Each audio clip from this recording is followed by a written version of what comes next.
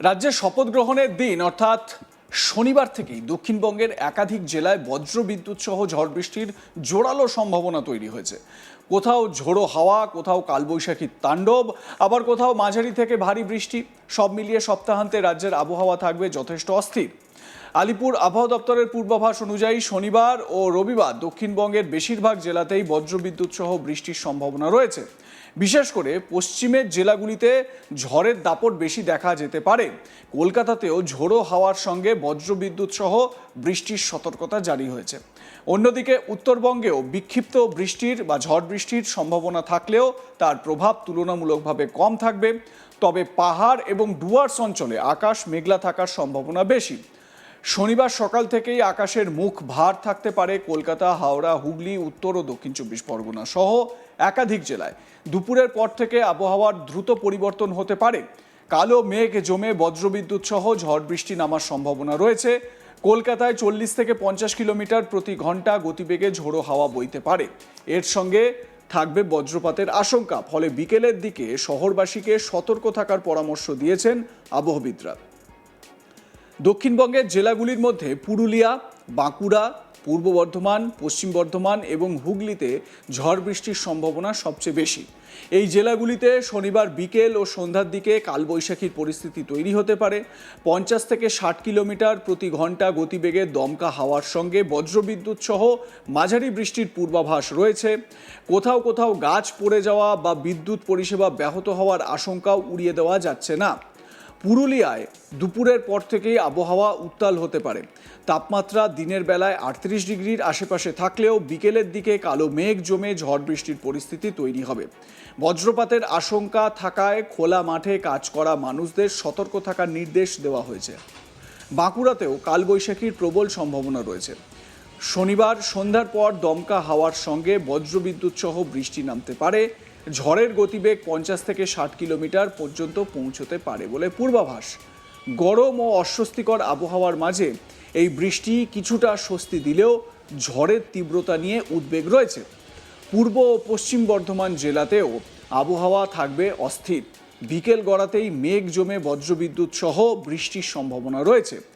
পশ্চিম বর্ধমানের আসানসোল, দুর্গাপুর, শিল্পাঞ্চলে ঝোড়ো হাওয়ার দাপট বেশি থাকতে পারে। বজ্রপাতের ঝুঁকি থাকায় সাধারণ মানুষকে অযথা বাইরে না বেরোনোর পরামর্শ দেওয়া হয়েছে। হুগলিতেও শনিবার সন্ধ্যার পর ঝড় বৃষ্টির সম্ভাবনা প্রবল। চুঁচুড়া, শ্রীরামপুর, আরামবাগ এলাকায় বজ্রবিদ্যুৎ সহ মাঝারি বৃষ্টি হতে পারে। ঝোড়ো হাওয়ার গতিবেগ 50 কিলোমিটার পর্যন্ত উঠতে পারে। হাওড়া জেলায় দুপুরের পর থেকে আকাশ মেঘলা হবে। সন্ধ্যার দিকে বজ্রবিদ্যুৎ সহ বৃষ্টি শুরু হতে পারে। ঝড়ের গতি তুলনামূলক কম হলেও 40 থেকে 50 কিলোমিটার বেগে দমকা হাওয়া বইতে পারে।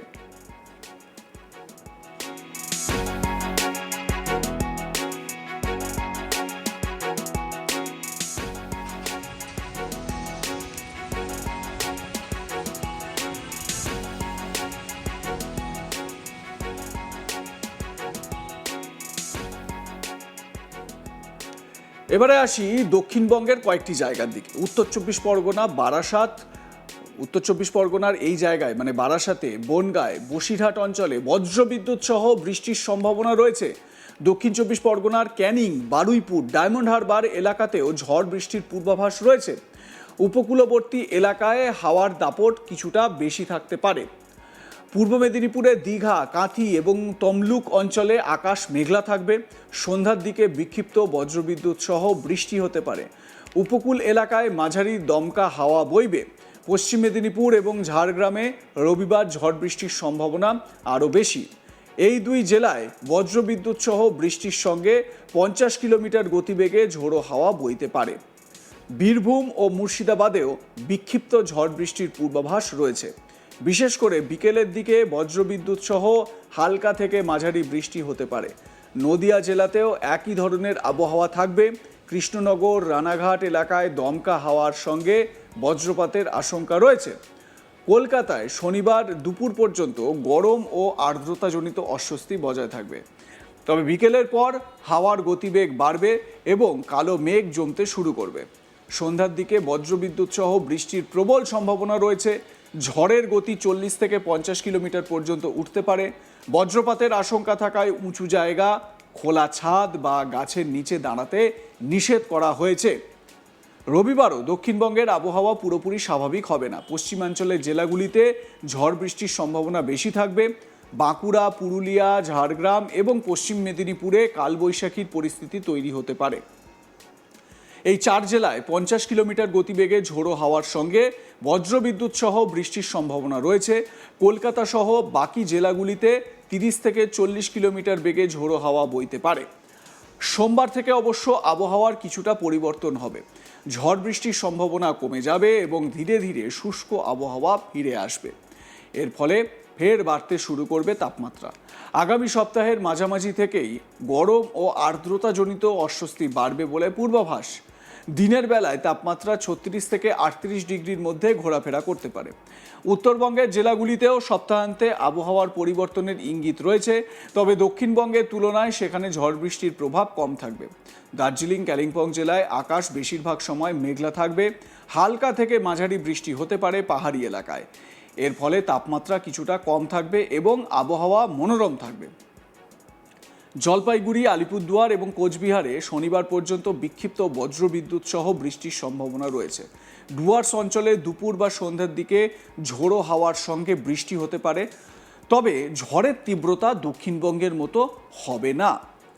উত্তর দিনাজপুর ও দক্ষিণ দিনাজপুরে আকাশ আংশিক মেঘলা থাকবে। কোথাও কোথাও বজ্রবিদ্যুৎ সহ হালকা বৃষ্টির সম্ভাবনা রয়েছে। মালদহে বিক্ষিপ্ত বৃষ্টি হতে পারে, তবে দিনের বেলায় গরম ও ভ্যাপসা আবহাওয়া বজায় থাকবে। আবহাওয়াবিদদের মতে বর্তমানে পূর্ব বিহার এবং সংলগ্ন এলাকায় একটি ঘূর্ণাবর্ত অবস্থান করছে, মানে সাইক্লোনিক সার্কুলেশন। সেই সঙ্গে মধ্যপ্রদেশ থেকে ছত্তিশগড় হয়ে ঝাড়খণ্ড পর্যন্ত বিস্তৃত অক্ষরেখা সক্রিয় রয়েছে। মানে সিচুয়েশনটা কিন্তু বিপর্যয়ের ইঙ্গিতই করছে। কোথায়? বিহারের পূর্ব দিকে, পূর্ব বিহার এবং ওই সংলগ্ন এলাকায় একটা ঘূর্ণাবর্ত বা সাইক্লোনিক সার্কুলেশন রয়েছে। সেই সঙ্গে মধ্যপ্রদেশ থেকে ছত্তিশগড় হয়ে ঝাড়খণ্ড পর্যন্ত বিস্তৃত অক্ষরেখা সক্রিয় রয়েছে। এই আবহাওয়াগত পরিস্থিতির জেরেই বঙ্গোপসাগর থেকে প্রচুর পরিমাণে জলীয় বাষ্প বাংলার দিকে ঢুকছে। এর ফলেই বজ্রগর্ভ মেঘ তৈরি হচ্ছে, দ্রুত এবং ঝড় বৃষ্টির অনুকূল পরিবেশ তৈরি হচ্ছে। বিশেষজ্ঞদের মতে এই সময় কালবৈশাখীর প্রকোপ হঠাৎ করেই বাড়তে পারে। দুপুরের প্রচণ্ড গরমের পর বিকেলের দিকে জলীয় বাষ্প ও উষ্ণ বাতাসের সংঘর্ষে বজ্রগর্ভ মেঘ তৈরি হচ্ছে। ফলে খুব অল্প সময়ের মধ্যেই ঝড়ের পরিস্থিতি তৈরি হতে পারে। তাই আবহাওয়ার আপডেটের দিকে নজর রাখার পরামর্শ দেওয়া হয়েছে। চাষিদের জন্য এই আবহাওয়া গুরুত্বপূর্ণ। একদিকে বৃষ্টি গরম থেকে স্বস্তি দেবে, অন্যদিকে ঝোড়ো হাওয়া ও বজ্রপাতের কারণে ফসলের ক্ষতির আশঙ্কাও রয়েছে। বিশেষ করে আম, লিচু এবং গ্রীষ্মকালীন সবজির চাষে প্রভাব পড়তে পারে।